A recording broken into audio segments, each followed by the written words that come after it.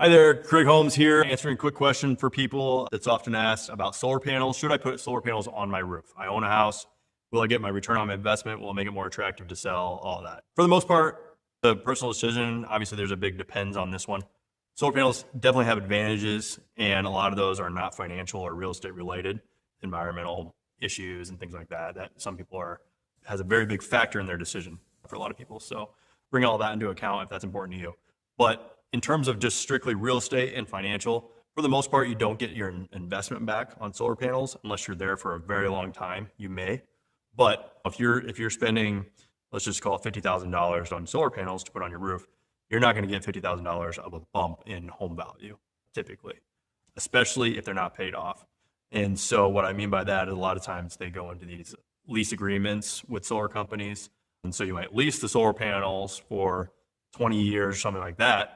That's totally fine. Or a payment plan. Maybe eventually you will own them, kind of like a car. You have a payment plan set up to pay them off.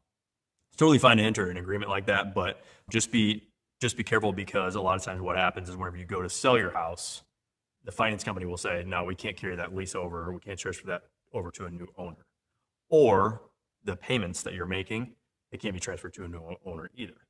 And so then you're kind of in a situation, do I go ahead and pay this off, take a hit on this, and try to sell my house at an increased amount to reflect that they have solar panels on the roof, which, like I said, you probably won't get your payout from that? Or am I just stuck here until I finish these payments?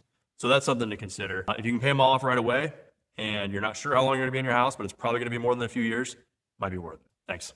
Hopefully this helped. If you have any other questions or anything, shoot me a text, email, phone call. No charge for any questions. Have a good day.